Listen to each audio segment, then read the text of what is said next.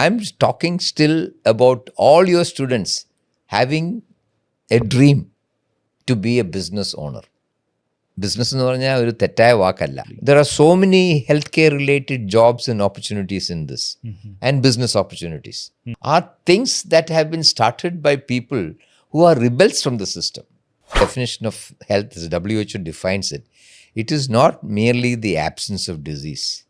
Rather, it is a state of physical, mental, social and spiritual well-being. ഈ 4 കാര്യങ്ങളിലും ഒരു wellbeing കൊണ്ടുവരിക എന്നുള്ളതാണ്. Hi, hello everyone. Welcome back to Upskill 2030. Rather, Upskill Mission 2030, a podcast series by Luminous Institute of Skill Training Private Limited. നമസ്കാരം, സ്വാഗതം ചെയ്യാം ഒരിക്കൽ കൂടി luminous institute of skill training private limited അവതരിപ്പിക്കുന്ന മിഷൻ അപ്സ്കിൽ ഇന്ത്യ 2030. വളർന്നു വരുന്ന തലമുറയ്ക്ക് വ്യക്തമായ കരിയർ പാത്ത് കാണിച്ചു കൊടുക്കുന്ന പലതരത്തിലുള്ള നൂതന തൊഴിൽ സാധ്യതകളെ പരിചയപ്പെടുത്തുന്ന ഒരു പോഡ്കാസ്റ്റ് സീരീസാണിത്. നമ്മൾ പ്രധാനമായിട്ടും ചെയ്യുന്നത് ഏറ്റവും കൂടുതൽ ജോലി സാധ്യതകളുള്ള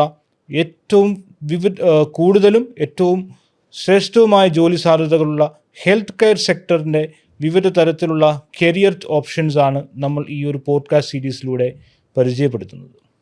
ഇന്ന് നമ്മളോടൊപ്പം ഈ പോഡ്കാസ്റ്റ് സീരീസിൽ പങ്കെടുക്കാൻ എത്തിയിട്ടുള്ളത് കേരളത്തിൽ അറിയപ്പെടുന്ന preventive medicine specialist doctor George T Joseph.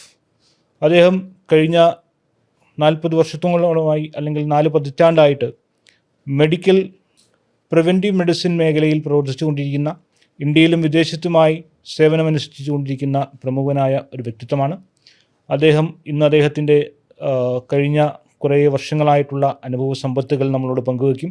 Health care മേഖലയിലേക്ക് കടന്നു വരാൻ ആഗ്രഹിക്കുന്ന, വിവിധ തരത്തിലുള്ള തൊഴിൽ സെക്ടേഴ്സിലേക്ക് അല്ലെങ്കിൽ വിവിധ വേർട്ടിക്കൽസിലേക്ക് കടന്നു വരാൻ ആഗ്രഹിക്കുന്ന യുവാക്കളോട് അദ്ദേഹത്തിൻ്റെ ആശയങ്ങൾ, അദ്ദേഹത്തിൻ്റെ അനുഭവ സമ്പത്തുകൾ പങ്കുവയ്ക്കും. സ്വാഗതം ചെയ്യാം ഡോക്ടർ ജോർജ് ടി ജോസഫിനെ ഈ പരിപാടിയിലേക്ക്. സ്വാഗതം sir. Thank you appreciate sir. ഞാൻ എൻ്റെ ഇൻട്രൊഡക്ഷനിൽ പറഞ്ഞ പോലെ ഓൾമോസ്റ്റ് ഒരു 4 പതിറ്റാണ്ട് കാലമായിട്ട് മെഡിക്കൽ രംഗത്ത് വിവിധ തലത്തിൽ ട്രീറ്റ്മെൻറ്റ് മാത്രമല്ല, ട്രീറ്റ്മെൻറ്റിന് പുറമേയുള്ള ഒരുപാട് സാമൂഹിക പ്രവർത്തനങ്ങളിൽ പ്രവർത്തിച്ചു കൊണ്ടിരിക്കുന്ന ഒരു വ്യക്തിത്വം എന്ന നിലയിൽ താങ്കളുടെ ഒരു ഹിസ്റ്ററി നോക്കുമ്പോൾ, അല്ലെങ്കിൽ താങ്കളുടെ ഒരു കരിയർ പാത്ത് നോക്കുമ്പോൾ, ഒരു മെഡിക്കൽ ഗ്രാജുവേറ്റ് എന്നതിനപ്പുറം കൃത്യമായിട്ടും മാനേജ്മെൻറ്റ് തലത്തിലും സോഷ്യൽ ഇൻ്റർവെൻഷൻസും പ്രിവെൻറ്റീവ് മെഡിസിൻ എന്ന് പറയുന്ന കോൺസെപ്ച്വൽ കാര്യങ്ങളിലുമൊക്കെ വളരെയധികം പ്രവർത്തിച്ചിട്ടുള്ള ആളാണ്. ഒപ്പം താങ്കൾ ഒരുപാട് നാൾ US ബേസ് ചെയ്ത് പല മിഷനുകളിൽ അസോസിയേറ്റ് ചെയ്ത് വർക്ക് ചെയ്തിട്ടുള്ള ആളാണ്.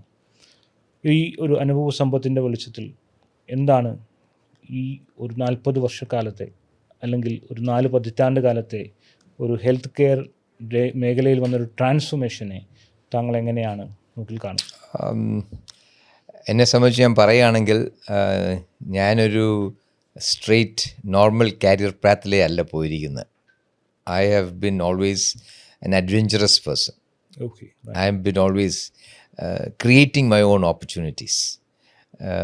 ഞാൻ മെഡിസിൻ കഴിഞ്ഞ സമയം തന്നെ കൽക്കട്ടയിൽ പോയി മദർ തെരേസയുടെ കൂടെ വോളണ്ടിയർ ഓർഗനൈസേഷനിൽ വർക്ക് ചെയ്യുക ചെയ്തത്, വോളണ്ടിയറായിട്ട്. സോ അങ്ങനെയുള്ള opportunities. So you were lucky enough to work with her? Yes, I did. I met her many times and I worked with her as a volunteer, and it gave me an idea or a knowledge which you cannot get in any other circumstances. Okay, that's great. So, it made me know of the problems as well as the challenges and about how, one must. So it is actually while working there that I became more determined that I didn't want to practice formal medicine the way it is. Oh. And I decided that I wanted to do an MBA. It was a dream for me. Oh. And so doing an MBA and in US, it gave me an understanding of having done medicine in Manipal and then MBA in the US, that together that knowledge combination is something that widens your depth of knowledge increases your ability to look outside the box, create new opportunities and avenues, and challenge the system. So that is, it made a different kind of person out of me. Oh. And, You never constrained yourself to a consulting room. No, I did not. And I'm very happy. And I've had many ups and downs. And I'm very happy. For instance, it resulted in the green bio toilets on the Indian Railway. Yes. It is a phenomenal accomplishment that the Indian Railway has done. But it is my efforts, or it is the universal... The Indian hygiene system തന്നെ മാറ്റിമറിച്ച ഒരു റെവല്യൂഷനാണ്. അതെ, തീർച്ചയായിട്ടും. We had all the human fetal on the tracks and now it's all clean. Yes. ഒരു നമ്മുടെ സമൂഹത്തിൻ്റെ വലിയൊരു ക്ലെൻലിനെസ്സിലേക്ക് അത് നയിച്ചു. അതിൻ്റെ ചുക്കാൻ പിടിച്ച ഒരാൾ ആണ് എൻ്റെ കൂടെ ഇരിക്കുന്നത് എന്നുള്ളതിൽ I am really proud of that. Thank you. And I think this is a subject by itself which needs further discussions, because Definitely. there are so many healthcare related jobs and opportunities in this, and business opportunities. So you must see the two. For instance, there are at least, I'm told, maybe even a dozen people who have made at least 200 crores revenue, Oh. each of them, for these green bio toilets. They were manufacturing, the facilities were manufacturing the units for the Indian Railway. Indian Railway ഇതിനു വേണ്ടി മുടക്കിയത് 10,000 കോടി രൂപയാണെന്ന് ഓർത്തോണം. ഈ 200 കോടി രൂപ വെച്ച് 10 പേരല്ലേ 12 പേരെന്ന് പറഞ്ഞാൽ അത് 2,000 കോടി രൂപ വരുന്നുള്ളൂ. ബാക്കി it's come from the government. അല്ല, no, the whole money is from the government. But the government is paying to these people for designing and building those toilets as per the specifications.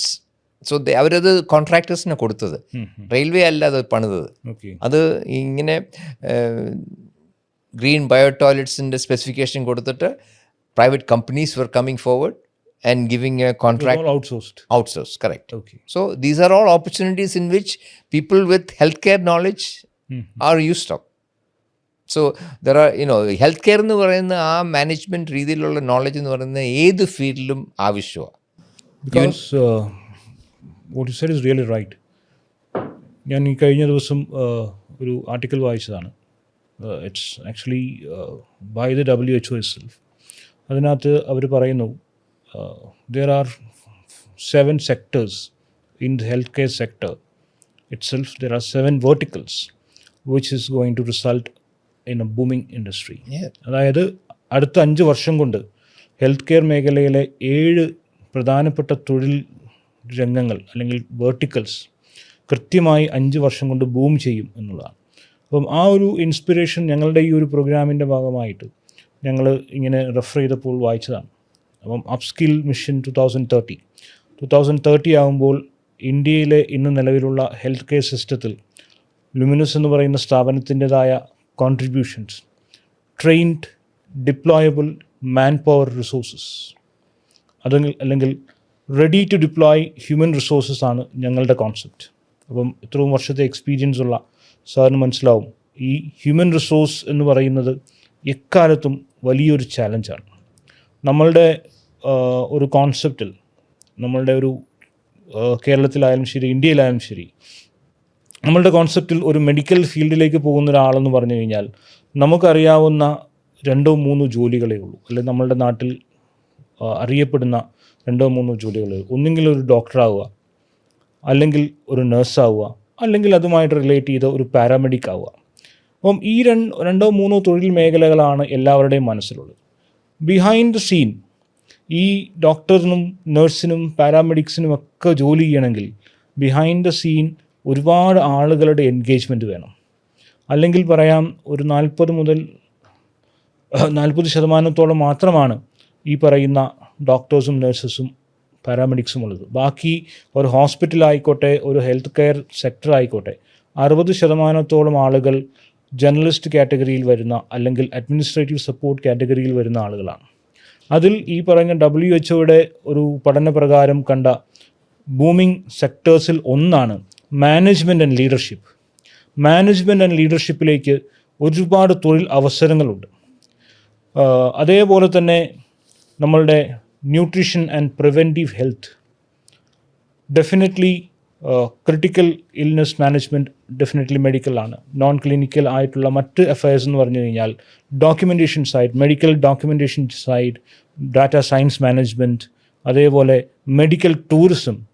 Medical tourism ഇന്നും ഇന്ത്യയിൽ ശ്രദ്ധിക്കപ്പെടാത്ത ഒരു മേഖലയാണ്. ഒരുപാട് ഒളിഞ്ഞിരിക്കുന്ന തൊഴിൽ സാധ്യതകളുള്ള ഒരു മേഖലയാണ്. ഈ മേഖലകളെക്കുറിച്ച് സാറിൻ്റെ ഒരു അഭിപ്രായം, like paediatric care, preventive medicine, ഒരു സാധാരണക്കാരന്, ഒരു നോൺ ക്ലിനിക്കൽ മേഖലയിൽ ഒരു ഗ്രാജുവേറ്റഡ് ആയിട്ടുള്ള ഒരു കുട്ടിക്ക് അല്ലെങ്കിൽ ഒരു കാൻഡിഡേറ്റിന് എന്തൊക്കെ കോൺട്രിബ്യൂട്ട് ചെയ്യാൻ പറ്റും? Management and leadership, geriatric care, nutrition and preventive health, medical data science management, medical documentation, അതേപോലെ തന്നെ medical tourism. While all of these descriptions of different sections of the industry or jobs are valid, I can guarantee you that by 2030, things will have changed. So we are living in a world where things are changing very fast. And I feel that there are phenomenal opportunities in newer yet undefined areas. That's right. Waste management is an area with great potential, and waste management is very related to healthcare. And in the transformative nature of India, this is one of those things that will be very, very big and very fundamental. It doesn't mean that each of those students have to go and pick up garbage, but they must have the planning, operations, organizations, and management for cleaning up India. The cleaning up of India is very important, and that can happen in a very short period of time. We can have India look, in my opinion, like Japan, like Sweden, or like Switzerland in 1 year's time.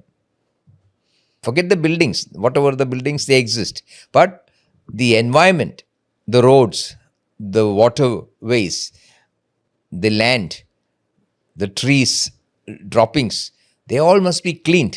So our cleanliness is part of health. This has to be understood from a business perspective as to how there are jobs and how economic growth happens from this transformation. It is not just a metro coming to the city, but it is how that metro is a whole system that is new and has transformed the lifestyle of the people. There are so many aspects of health involved in a metro operation.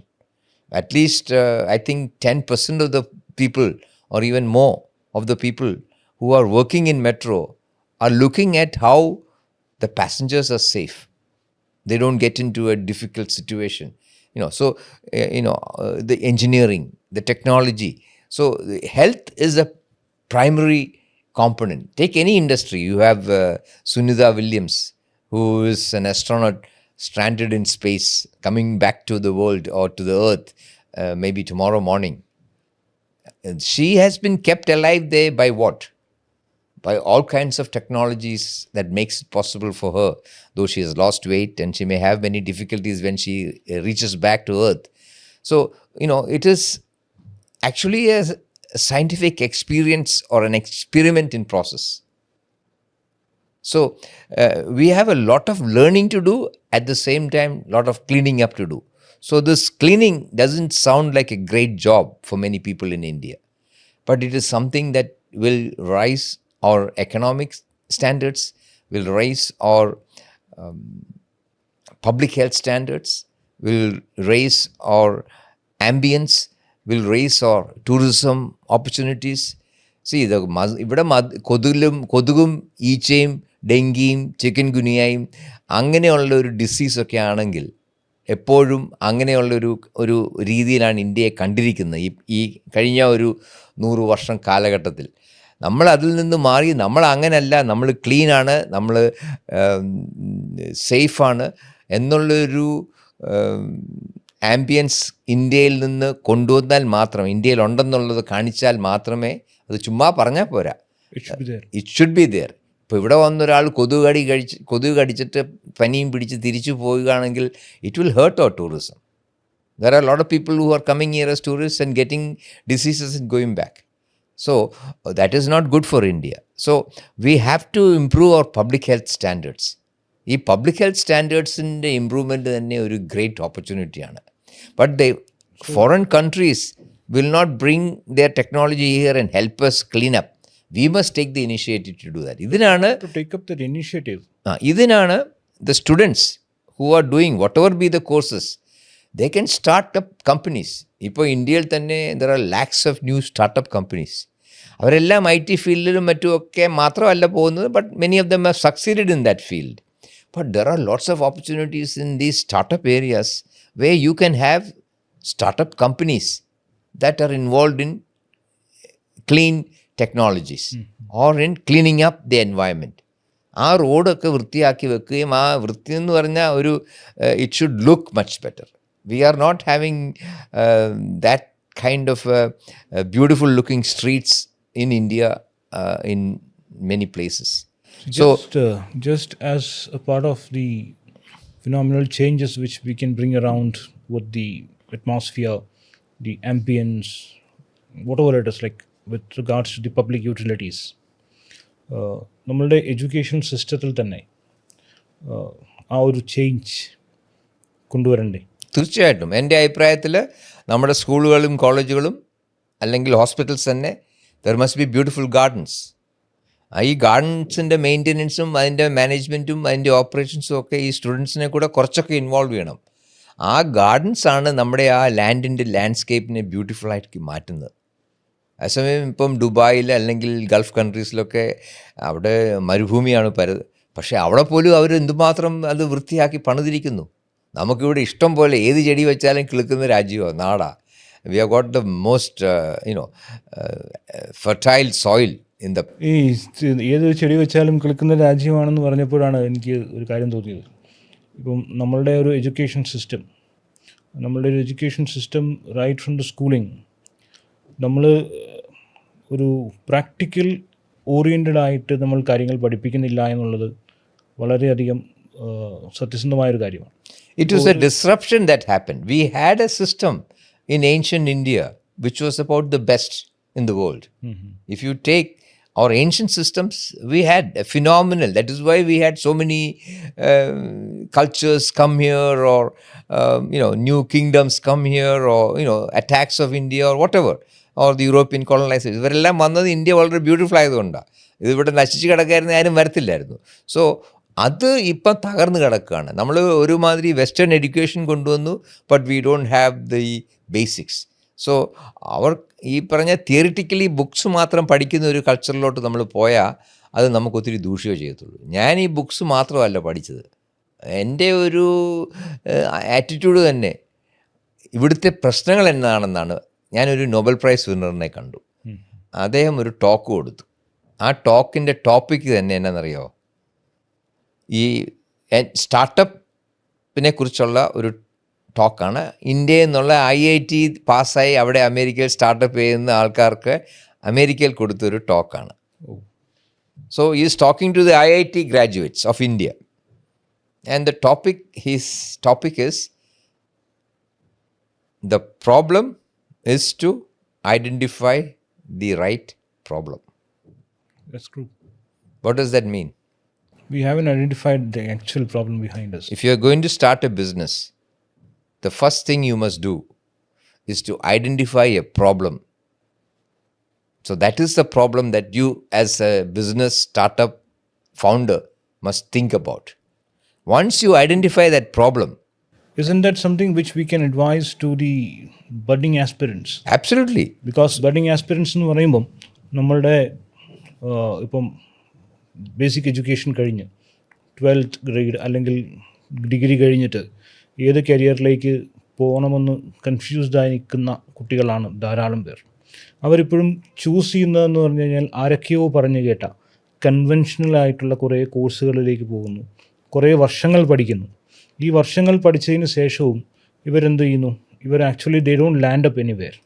അവർ വീണ്ടും sir പറഞ്ഞ ആ actual problem മനസ്സിലാക്കാതെ അവർ ഇങ്ങനെ solution അന്വേഷിച്ച് നടക്കാൻ. No, they're only looking for some salary. They just want some money. They're not interested. They have not gone into the deeper problems. So you have to. അതിനകത്ത് നമ്മളുടെ ഒരു education system like നമ്മളുടെ ഒരു But our education system alone may not give you the solution. no the skilling education system. You may actually have to do it on your own. അവിടെയാണ് നമ്മുടെ ഈ സിസ്റ്ററിൽ നിന്ന് നമുക്ക് പഠിച്ചിട്ട് വരാമെന്ന് പറയുകയാണെങ്കിൽ it may not happen for everybody. But I mean actually if you take Steve Jobs അല്ലെ if you take many of the others, Apple founder, അങ്ങനെ മൈക്രോസോഫ്റ്റ്, ഇവരൊക്കെ കോളേജിൽ നിന്ന് ഡ്രോപ്പ് ഔട്ടാണ്. അവരുടെ കാറൊക്കെ ഇടുന്ന ഗരാജിലാണ് അവർ സ്വന്തം ബിസിനസ്സുകൾ തുടങ്ങുന്നത്. അങ്ങനെയാണ്. So the great businesses of the modern world are things that have been started by people who are rebels from the system. Einstein was considered a very poor student. So, ഈ അറിവ് നമുക്ക് സ്വന്തമായിട്ട് നമ്മുടെ താല്പര്യങ്ങളോടുകൂടി നമ്മുടെ എഫേർട്സിൽ ഇന്നിപ്പം കമ്പ്യൂട്ടറൊക്കെ ഉണ്ട്, ഇൻ്റർനെറ്റ് ഉണ്ട്, libraries ഉണ്ട്, you can communicate in so many vase. Everybody can be self taught. So our institutions are also changing. And our institutions also are on a new level of cutting edge and coming to grip with the issues. So you as a educationalist or someone who is part of the management of the school is concerned about how to make your students... That's what we are very much concentrating. Correct. So that is an attitude which is a very good shift in India. Now, the students have to also come forward and be open. I'm saying that of the 100 students that you have, at least 10% can look at starting their own businesses. It may be in the field they studied in, it may not be in the field they studied in, but you will evolve towards whatever you want to create. പക്ഷേ അതിനു വേണ്ടി നമ്മുടെ ഇവിടുത്തെ പ്രശ്നങ്ങൾ എന്താണ് എന്ന് മനസ്സിലാക്കി ആ പ്രശ്നങ്ങൾ പരിഹരിക്കാനുള്ള ഒരു മാർഗമാണ് ഈ സ്റ്റാർട്ടപ്പ് എന്ന് പറയുന്നത്. You have to have a product or a service that is needed. ഇപ്പോൾ ഇവിടെ വിദേശ രാജ്യങ്ങളിൽ നിന്നുള്ള ഇമ്പോർട്ട്സ് കാരണം എന്ത് കാര്യവും ഇവിടെ വിദേശത്ത് തന്നെ കൊണ്ടുവരുന്നുണ്ട്. അതുകൊണ്ട് പുതിയൊരു സംഗതി നമുക്ക് അങ്ങോട്ട് ഇന്നോവേറ്റീവായിട്ട് ചെയ്യാനുള്ള രീതിയിലോട്ട് ചിന്തിക്കാൻ അല്പം... വിദേശ രാജ്യങ്ങളിൽ നിന്നുള്ള ഇമ്പോർട്ട്സ് എന്ന് പറയുമ്പോൾ പ്രൊഡക്ട്സ് മാത്രമല്ല, ഒരുപാട് സർവീസ് ഇമ്പോർട്ട്സ് ഉണ്ട്. എല്ലാം എവറിത്തിങ്. സർവീസ് ഇമ്പോർട്ട്സ് ഈ പറഞ്ഞ ഹെൽത്ത് കെയർ സെക്ടറിൽ ഭയങ്കര അധികം ഒരു മില്യൺസ് ടേൺ ഓവറുള്ള ബിസിനസ് സെഗ്മെൻറ്റാണ്. സോ ആ കരിയർ ഓപ്ഷൻസ് ഭയങ്കര വൈഡാണ്. Like medical documentation side, revenue cycle management side. ഇപ്പോൾ US ജീവിച്ച ഒരാൾ അല്ലെങ്കിൽ US ഹെൽത്ത് കെയർ സിസ്റ്റവുമായി ബന്ധപ്പെട്ട് പ്രവർത്തിച്ച ഒരാളെന്ന നിലയ്ക്ക് നിങ്ങൾക്കറിയാം, like you have come across outsourcing concepts. Medical ഡോക്യുമെൻറ്റേഷൻ്റെ ഔട്ട്സോഴ്സിങ് കോൺസെപ്റ്റ് സാർ കണ്ടിട്ടുണ്ട്.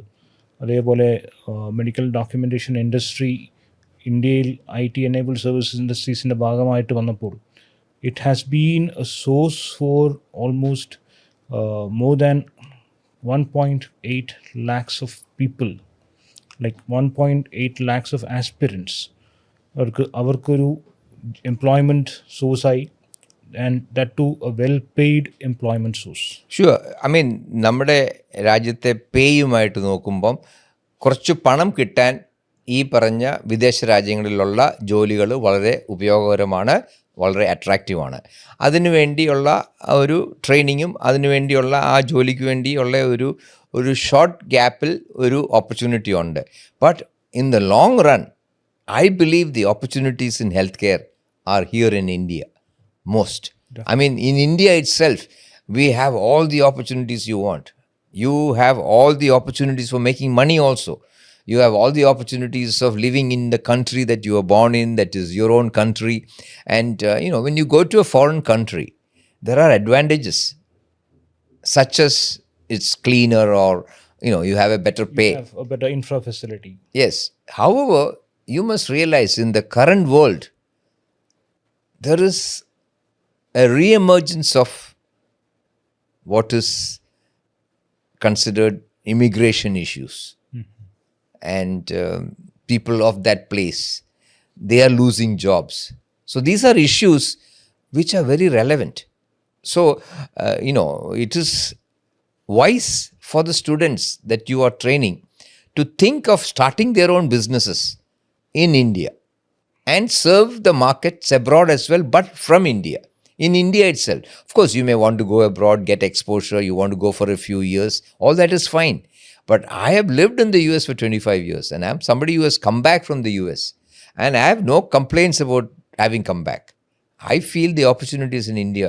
There are so many hospitals coming up, so many, avenues of business opportunities. In fact, all the American and European... And the healthcare sector is expected to boom by around almost 100%. 100% sure. At the same time, you cannot expect just the doctors and nurses or the educated community alone to be building hospitals. You can have a person from your own school or college who is not necessarily a doctor, who is not necessarily a nurse, who is come from a study that is focused on managing health and Healthcare documentation aspects, but they understand the business opportunity and they group together and start a hospital, and that hospital becomes big. Which WHO said. Yes. Management and leadership is something which is lacking in India. Yes. So we need professionals. it is lacking in terms of an organized approach. It is definitely available in plenty, but it is not being tapped. നമുക്കിവിടെ ഏറ്റവും super skilled ആയിട്ടുള്ള മാനേജ്മെൻറ്റും ലീഡർഷിപ്പും ഉണ്ട്. പക്ഷേ അതിൽ ഒത്തിരി പേരും വിദേശത്തോട്ടൊക്കെ പോകുന്നു, ഇവിടുത്തെ പ്രോബ്ലംസിൽ ഇടപെടാനായിട്ട് മുന്നോട്ട് വരുന്നില്ല. So they are not coming forward. ഇപ്പം ഞാൻ തന്നെ ഈ റെയിൽവേയുടെ കാര്യത്തിലൊക്കെ ഞാൻ ഇടപെട്ടു, കാര്യങ്ങൾ സാധിച്ചു. എനിക്കൊരു സ്കില്ലുള്ളതുകൊണ്ടല്ലേ അത്രയും സാധിച്ചത്. തീർച്ചയായിട്ടും. പക്ഷേ എന്നെക്കാളും കഴിവുള്ള എത്രയോ പേരൂടെ ഉണ്ട്. പക്ഷേ അവർ മടിച്ചു പുറകോട്ട് മാറി നിൽക്കുന്നു. ഒന്നിൽ രാഷ്ട്രീയ പ്രശ്നങ്ങളിൽ ഇടപെടാതിരിക്കാൻ, അല്ലെങ്കിൽ സാമ്പത്തിക ബുദ്ധിമുട്ട് വരും, അല്ലെങ്കിൽ മറ്റുള്ളവർ അത് പറയും ഇത് പറയും. അതിൽ നിന്നൊക്കെ നമ്മൾ മാറണം. ഇവിടെയാണ് നമ്മുടെ ആ social health is a very important thing. ഈ ഹെൽത്ത് എന്ന് പറഞ്ഞാൽ എന്നതാ? What is the definition of health? Well-being അല്ലല്ല, ഇതൊരു proper definition of health is WHO defines it. It is not merely the absence of disease. Rather, it is a state of physical, mental, social and spiritual well-being. ഈ 4 കാര്യങ്ങളിലും ഒരു wellbeing കൊണ്ടുവരിക എന്നുള്ളതാണ്. നമ്മൾ ഈ ഫിസിക്കലിൻ്റെ കാര്യം മാത്രമാണ് ഈ ഹെൽത്ത് കെയർ എന്ന് പറയുന്ന സംഗതി ഇപ്പോഴും തൊടുന്നത്. മറ്റ് 3 ഏരിയാസ് ഉണ്ട്. സോഷ്യലുണ്ട്, മെൻ്റലുണ്ട്, സ്പിരിച്വലുണ്ട്. ഈ 3 ഏരിയാസിലും കൂടെ വന്നാൽ മാത്രമേ നമുക്കൊരു പ്രോപ്പർ ഹോളിസ്റ്റിക് ആയിട്ടുള്ളൊരു അപ്രോച്ചിലോട്ട് കടക്കാൻ പറ്റത്തുള്ളൂ. അങ്ങനെയുള്ള ഒരു രീതിയിൽ when you train your students, they will be very much more successful. കാരണം അവർക്ക് പേഷ്യൻസിനുമായിട്ട് ഇടപെടാനും, അവർക്ക് ഒരു എംപതി ഉണ്ട്, കൺസേൺ ഉണ്ട്, കമ്പാഷൻ ഉണ്ട്, ഇഷ്യൂസിനെ കുറിച്ച് മനസ്സിലാക്കാനുള്ള കഴിവുണ്ട്. പണത്തിന് വേണ്ടി മാത്രം ഇതിനകത്തോട്ട് കയറിയാൽ you will never be able to. ഒരു customer centric approach. Very much. It has to be a people-centric approach. People-centric. Yeah. You should not even see that person as a customer. Mm-hmm. You have to be thinking of how did Mother Teresa or Mahatma Gandhi deal with people? They were talking to one person. That is the only person that existed on the planet for them. അതെ, nobody else mattered at that time. That one individual. അങ്ങനെയുള്ള ഒരു ഫോക്കസിലോട്ട് വരണം. അങ്ങനെ വരുമ്പോഴാണ് നമുക്ക് ഒത്തിരി മാറ്റങ്ങൾ വരുന്നത്. I mean, whether you take കബീറോ, he is somebody who promoted all religions and he spoke from all religions. So in my opinion, the spirituality I'm talking about is something that is more deeper and more vast than anything else. നമ്മളെല്ലാം മരിക്കും and life goes on forever. So the core value of the education that we give must include this awareness of the inner healing and the inner components and the inner thoughts and the inner well-being. ആ ഒരു ക്വാളിറ്റിയാണ് ഇത്. When there is something that says when health is lost, something is lost. When character is lost, everything is lost. When money is lost, nothing is lost. So ആ ക്യാരക്ടറാണ് നമുക്ക് build ചെയ്യേണ്ടത്. ആ ക്യാരക്ടറിൻ്റെ ഒരു ഭാഗമായിരിക്കും ഈ ഹെൽത്തിനെ കുറിച്ചും മറ്റുമൊക്കെ. ഇപ്പോൾ എൻ്റെ ഫാദർ ഒരു ഡോക്ടറായിരുന്നു. He was a great doctor and he became one of the first doctors of the first decade of India's independence. 1953 അദ്ദേഹം മെഡിസിൻ പഠിക്കാൻ പോകുന്നു. പക്ഷേ അദ്ദേഹത്തിന് ഭയങ്കര ഒരു വാശിയായിരുന്നു. ഡോക്ടറാകണം, സേവനം ചെയ്യണം, ആൾക്കാരെ and he build his own hospital and he was a great doctor. I am not anywhere near that. So he had that commitment. ആ കമ്മിറ്റ്മെൻറ്റും കാശിന് വേണ്ടിയല്ല he became a doctor. He did it for the service of the people. Okay, today the culture has changed and people are now going into the medical profession to sort of have prestige and money and all that, fine. But there still are many who are very dedicated. And of course, today the technology has come in. So the world has changed. But people still die. People still are born. People live their lives. So അതിനകത്ത് ആ core value, ഈ social development എന്ന് പറഞ്ഞാൽ, ആ social component എന്ന് പറഞ്ഞാൽ is a very important thing. കാരണം ഈ ഏരിയാസിലാണ് the new jobs are. It is not in the I don't think India will become a typical American Western country as to our jobs or our culture. We will never be that way. No, it's not possible. We will be an Indian culture evolving, and now China, we can see, is kind of grown into a big country with economic growth. India is now going to be in that kind of a boom in the economic space. And I believe that we will have much to teach the world. For instance peace. ഈ peace എന്ന് പറയുന്നത് ഹെൽത്തിൻ്റെ ഒരു പ്രധാനപ്പെട്ട ഭാഗമാണ്. Weapons or the use of weapons and the fighting with each other, whether it is within our families, whether it is between our communities, whether it is between religious communities, whether it is between nations, this has to stop. So how do you communicate that? How do you educate our youth to come into അപ്പോൾ ഈ പറയുന്ന ഒരു the world is in an advanced stage of നമ്മുടെ പ്രായം പോലെ തന്നെ നമ്മുടെ ഭൂമിയും ഒരു കിളവൻ അല്ലെ ഒരു കിളവി ആയിരിക്കുക. ആ ഭൂമിയുടെ ജീവിതവും ഒരുമാതിരി ഒരു ലാസ്റ്റ് സ്റ്റേജിലാണെന്നാണ് എൻ്റെ ഒരു വിശ്വാസം, അല്ലെങ്കിൽ എൻ്റെ ഒരു ഫൈൻഡിങ്, അല്ലെങ്കിൽ എൻ്റെ അപ്പം ഈ ലോകത്തിൽ എങ്ങനെയാണ്, how can we collaborate and create progress? ഇപ്പം ഈ ലോകം വേറൊരു രീതിയിലോട്ട് മാറി ചിന്തിക്കുകയാണെങ്കിൽ, in 1 year or 2 years, you have seen over the last 10 years or 20 years how things have developed in Dubai for instance. ഒന്നുമില്ലാതെ കിടന്ന സ്ഥലത്ത് എല്ലാം വന്നു അവിടെ, ഇല്ലേ? സൂപ്പർ സിറ്റിയായി മാറി, ഇല്ലേ? അതിൽ സ്പീഡിൽ ഇന്നിവിടെ ഇന്ത്യയിൽ ചെയ്യാൻ പറ്റും. You won't recognise the India it is in 5 years' time. Kerala will look very different.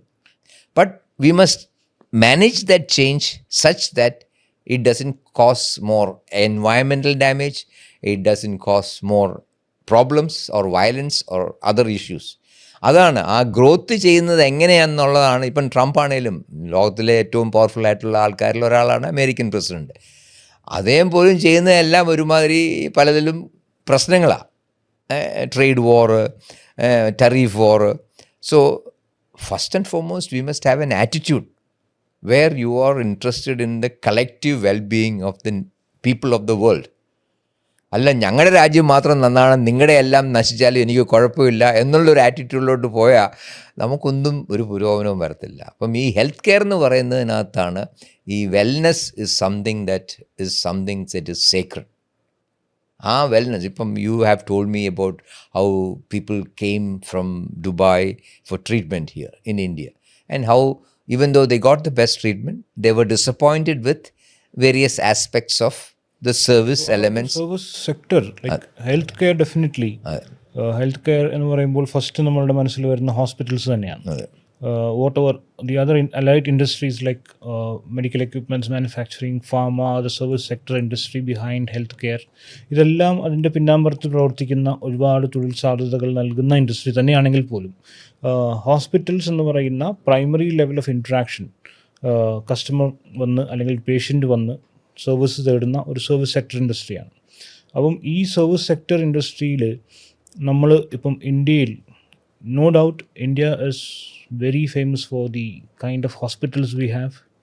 Indian hospitals in the treatment mechanisms, treatment രീതികളെല്ലാം ഭയങ്കരമായിട്ട് അഡ്മയർ ചെയ്യപ്പെടുന്നതാണ്. ആർക്കും ഒരു എതിർ അഭിപ്രായവും ഇല്ല. പക്ഷെങ്കിൽ നമ്മളെ സംബന്ധിച്ചോളം മെഡിക്കൽ ടൂറിസം വളർന്നുകൊണ്ടിരിക്കുന്ന ഒരു സെക്ടർ തന്നെയാണ് medical tourism. We have a long way to go. I don't think you must mince words there. I mean, what you are saying is we are advanced, yet we have a lot of things that we are not at all advanced. We have not seen that. അതെ, അതിലോട്ട് നമ്മൾ അവിടെയാണ് ഞാൻ പറയുന്നത്, these are opportunities for your students to set up operations, to become trained in those areas, to transform the country and the culture towards quality service in those areas. We can call upon students to come into this sector, build up a career in a way അവർക്ക് കൃത്യമായിട്ടും people centric ആയിട്ട് ആളുകൾക്ക് സംതൃപ്തമായി പ്രവർത്തിക്കുന്ന രീതിയിലുള്ള ഒരു career build ചെയ്ത്, so that അവർക്ക് വ്യക്തമായ കമ്മ്യൂണിക്കേഷൻ സ്കിൽസ് ഉണ്ടാവണം. They should be able to communicate effectively with people around the globe. Then അവർ ചെയ്യുന്ന കാര്യങ്ങൾ വളരെ പ്രൊഫഷണൽ ആയിരിക്കണം. There should be a professional attire, there should be a professional behaviour.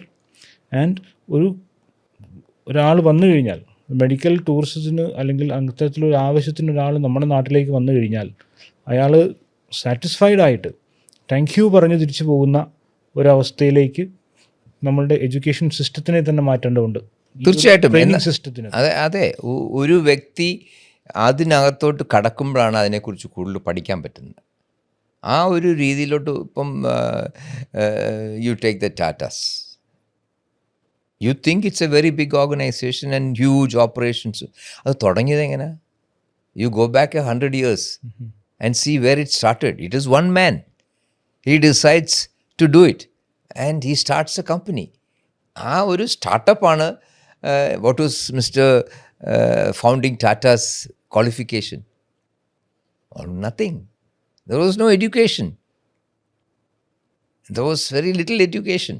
But he had a vision. He had a dream. He had a determination. He had a goal. അത് വെച്ചാണ് ഈ മുന്നോട്ട് പോകുന്നത്. And he created the capital and he started an operation, and now they have got what, 50 or 75 companies, each having thousands of employees. അതിലോട്ടുള്ള രീതിയിൽ ആ ഒരു I am talking still about all your students having a dream to be a business owner. Business എന്ന് പറഞ്ഞാൽ ഒരു തെറ്റായ വാക്കല്ല. Business എന്ന് പറഞ്ഞാൽ നമ്മൾ ആവശ്യമുള്ള പ്രൊവൈഡ് ചെയ്യുന്ന ആവശ്യമുള്ള ആൾക്കാർക്ക് ആവശ്യമുള്ള ഒരു പ്രോഡക്റ്റ് അല്ലെ ഒരു സർവീസ് നമ്മൾ കൊടുക്കുക. അതിനെയാണ് ബിസിനസ് എന്ന് പറയുന്നത്. Business is the delivery of a product or service to the people. In the required manner. In the whatever manner. Of course, you can only give it. So, and there's a market price for it. So, it doesn't matter what the service is or what the product is. So, there's a competition there. Chinese product may be less costly or it's the world of business, in my opinion, has been, unfortunately in India, given a bad name. ഇവിടെ കോർപ്പറേറ്റുകളാണ് ഇവിടെ എല്ലാം നടത്തുന്നത്. കോർപ്പറേറ്റുകൾ I don't think it is a very fair statement. ഇവിടെ കോർപ്പറേറ്റ്സാണ് ലോകത്ത് പല കാര്യങ്ങളും കൊണ്ടുവന്നിരിക്കുന്നത്. അവർ കാശുണ്ടാക്കാനുള്ള ഒരു രീതിയിൽ ആ സക്സസ്ഫുള്ളായിട്ട് അത് മാനേജ് ചെയ്യുക എന്ന് പറയുന്നത് ഒരു വിജയകരമായ ഒരു രീതിയാണ്. അതിനകത്ത് കള്ളത്തരം കാണിക്കും, അങ്ങനെയൊക്കെ ചെയ്യുന്ന ഒത്തിരി പേരുണ്ട്. അത് തെറ്റാണ്. That is not proper. But a lot of businesses do things in an honest manner, and they have all the products you are seeing are products that are ingenious, creative products that have come up. Ee mic alle ee kasera, ee room, everything is a product of a private, mostly company that has made it with innovation and ideas. അങ്ങനെയുള്ള രീതിയിൽ ഈ health care I think you must have a course that is focused on healthcare and entrepreneurship.